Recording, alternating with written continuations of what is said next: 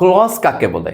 এই কথাটা শুনলে সব আতঙ্কিত হয়ে খুঁজতে থাকে ক্লজ কি জিনিস, কি জানি পড়ছিলাম, এত কিছু মনে রাখার দরকার নেই। সিম্পলি মাথায় রাখেন, একটা সাবজেক্ট, একটা ফাইনাইট ভার্ব যত জায়গায় দেখবেন তত জায়গায় ওই অংশটুকুকে একটা ক্লজ বলে দিবেন।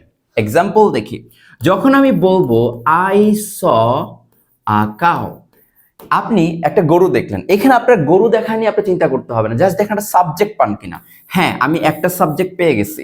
আমি একটা ভার্ব পাই কিনা, ফাইনাইট ভার্ব। হ্যাঁ, আমি একটা ফাইনাইট ভার্ব পেয়ে গেছি। তাহলে এই জায়গায় শুধুমাত্র একটা ক্লজ আছে, এইটুকু অংশকে আমরা একটা ক্লজ বলবো। ফাইনাইট ভার্ব যদি আপনার সমস্যা হয় তাহলে সেটাও বলে দিচ্ছি, যেই ভার্বটা দেখলে মূলত আপনি টেন্সটাকে আন্দাজ করতে পারতেছেন বা টেন্সটাকে বুঝতে পারতেছেন, সেটাই আপনার ফাইনাইট ভার্ব। চেক করে দেখেন, স বললাম, আপনাকে যদি বলি স কোন টেন্সে আছে, আপনি বলবেন পাস্ট সিম্পল টেন্সে আছে, তাহলে এটা একটা ফাইনাইট ভার্ব। যত জায়গায় এরকম ফাইনাইট ভার্ব আপনি পাবেন তত জায়গায় আপনি বুঝবেন একটা করে ক্লজ আছে। সো দ্যাটস ইট, এটাই আমার ক্লজ। এখন লাস্ট আইটটা আপনাদের জন্য দিয়ে দেই। যদি আমি বলি when you called me I was eating, পারলে এবার আপনারা বলে দেখান এইটুকু একটা বাক্যে, একটা বাক্য এখানে আছে, ক্লজ অ্যাকচুয়ালি কয়টা আছে এবং কোন অংশটুকু একটা ক্লজ, এটা আপনাদের দায়িত্ব।